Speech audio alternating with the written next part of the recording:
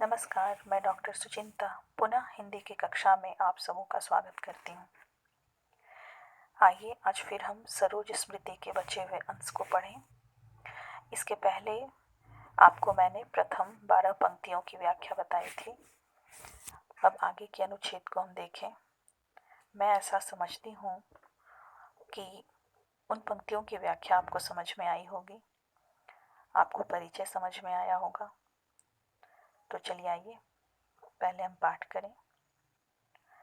श्रृंगार रहा जो निराकार, रस कविता में उच्छ्वसित धार, गाया स्वर्गीया प्रिया संग, भरता प्राणों में राग रंग। रति रूप प्राप्त कर रहा वही, आकाश बदल कर बना मही। हो गया ब्याह आत्मीय स्वजन, कोई थे नहीं ना आमंत्रण।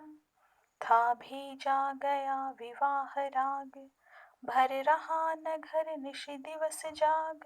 प्रिय मौन एक संगीत भरा, नव जीवन के स्वर पर उतरा।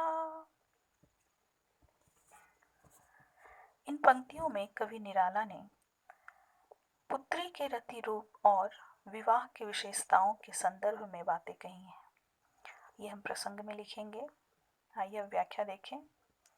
कवि निराला कहते हैं, मैंने अपनी कविताओं में सुंदरता के जिस निराकार भाव को अभिव्यक्त किया था, जो सदैव रसधारा बनकर मेरे अंदर बहता रहता था, जिसे मैंने और मेरी स्वर्गीय पत्नी ने कभी एक साथ मिलकर गाया था, आज उसे आकार मिल गया तेरे श्रृंगार के रूप में।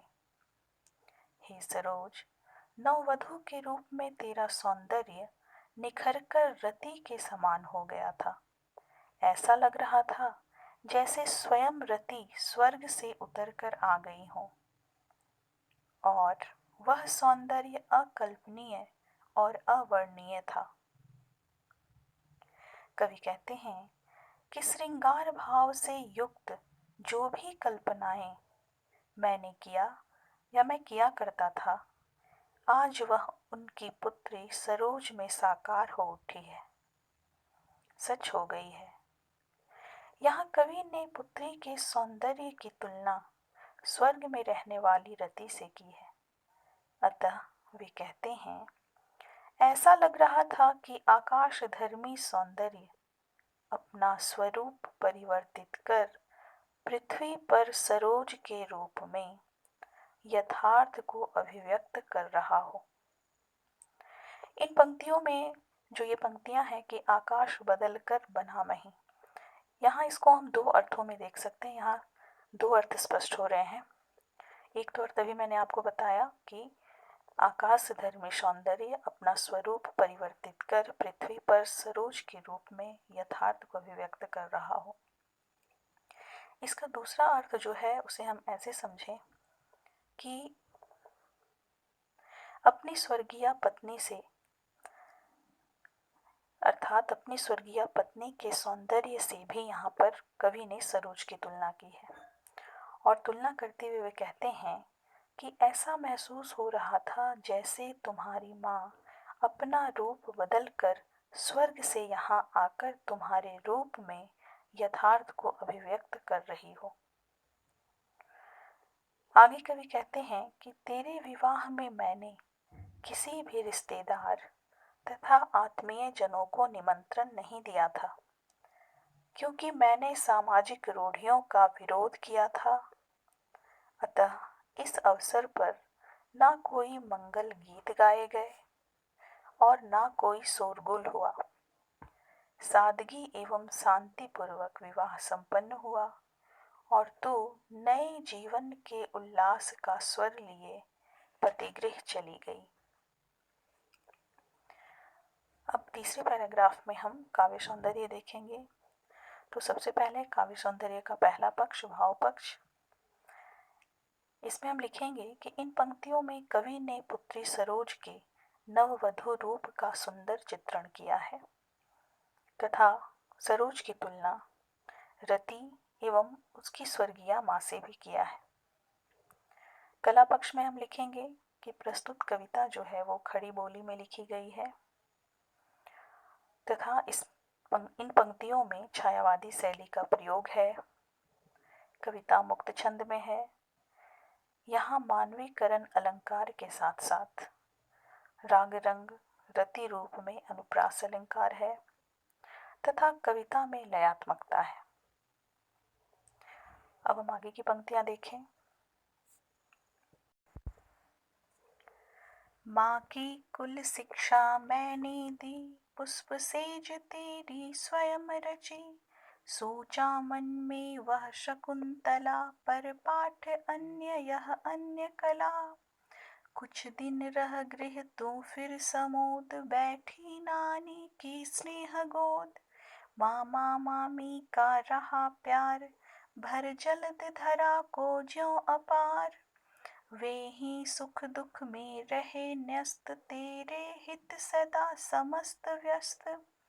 वह लता वहीं की जहाँ कली, तू खिली स्नेह से हिली पली। अंत भी उसी गोद में शरण, ली मूंदे दृगवर महामरण। इन पंक्तियों के प्रसंग को हम कुछ इस तरह लिखेंगे कि इन पंक्तियों में कवि निराला ने पुत्री सरोज के पालन पोषण से लेकर मृत्यु तक की कथा कही है। उसके बाद हम व्याख्या करेंगे। निराला अपनी स्वर्गीय पुत्री सरोज को कहते हैं कि कुल की शिक्षा जो माँ देती है वो कुल की शिक्षा तुम्हें मैंने दिया।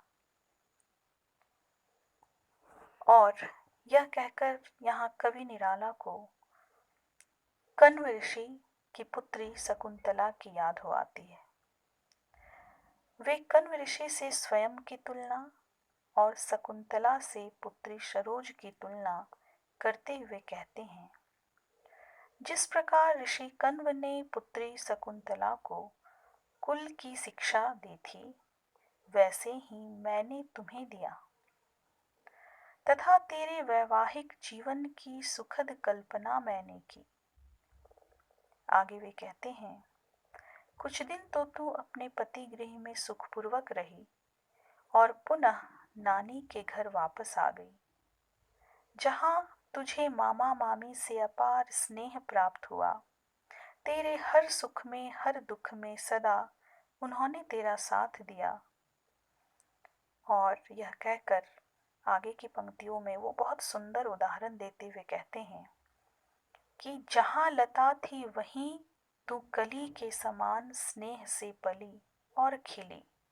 यहाँ लता अर्थात सरोज की माँ मनोहरा देवी हैं तथा उस लता की कली स्वयं सरोज है। अब आगे कवि कहते हैं, परंतु नियति वस्तु ने जिस स्नेह भरी गोद में जीवन जिया, आज उसी गोद में तूने अपनी आंखें मूंद ली और तूने अंतिम सांस ली। काव्य सौंदर्य में सर्वप्रथम आप भाव पक्ष में लिखेंगे कि इन पंक्तियों में कवि ने सरोज के पालन पोषण से मृत्यु तक का चित्रण किया है। कला पक्ष में आप लिखिएगा कि भाषा में लयात्मकता है, छायावादी शैली का प्रयोग हुआ है यहाँ तथा रूपक अलंकार का भी प्रयोग हुआ है। अब चलिए हम आगे की पंक्तियां देखें। मुझ भाग्यहीन की तू संबल, युग वर्ष बाद जब हुई विकल। दुख ही जीवन की कथा रही, क्या कहूँ आज जो नहीं कही।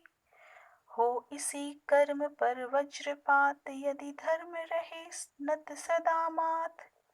इस पथ पर मेरे कार्य सकल, हो भ्रष्ट शीत के से सतदल।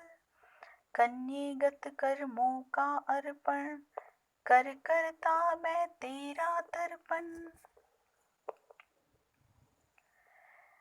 इन पंक्तियों में कवि निराला ने सरोज की मृत्यु के बाद अपने दुखी मन की भावनाओं को अभिव्यक्त किया है।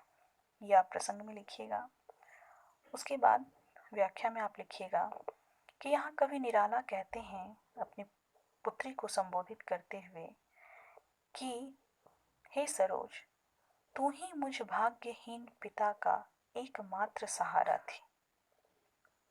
हर क्षण, हर पल तथा पूरे जीवन मुझे तेरे जाने की वेदना निरंतर हृदय को व्याकुल करती रही है तथा इस वेदना को मैंने स्वयं अकेले झेला है। कभी किसी के सामने इसे अभिव्यक्त नहीं होने दिया।